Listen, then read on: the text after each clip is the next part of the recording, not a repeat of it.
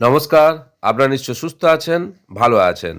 নতুন সরকার গঠনের পর সরকারি চাকরিতে বয়সের ঊর্ধ্বসীমা বাড়ালো পশ্চিমবঙ্গ সরকার। সেই সম্পর্কিত বিজ্ঞপ্তি প্রকাশ হয়েছে। সেই বিজ্ঞপ্তি সম্পর্কে বিশদে জেনে নেওয়া যাক।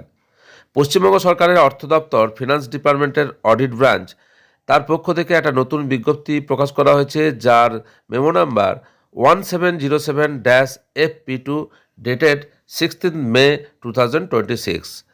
এই বিজ্ঞপ্তি অনুযায়ী রাজ্যের সরকারি চাকরিতে নিয়োগের ক্ষেত্রে আবেদনের সর্বোচ্চ সময়সীমা অনেকটা বাড়ানো হলো।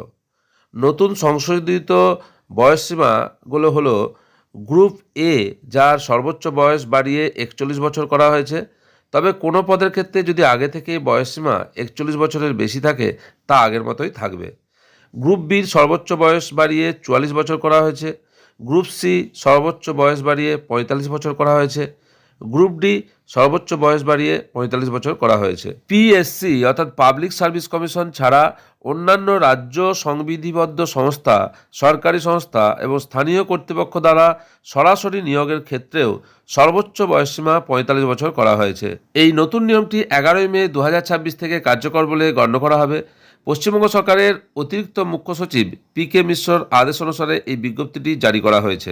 অবশেষে সরকারি চাকরিতে বয়সের ঊর্ধ্বসীমা বাড়ালো পশ্চিমবঙ্গ সরকার, এবং সেই সংক্রান্ত যে বিজ্ঞপ্তি সামনে এসেছে তা আপনাদের সঙ্গে শেয়ার করলাম। আপনারা সকলে সুস্থ থাকুন, ভালো থাকুন।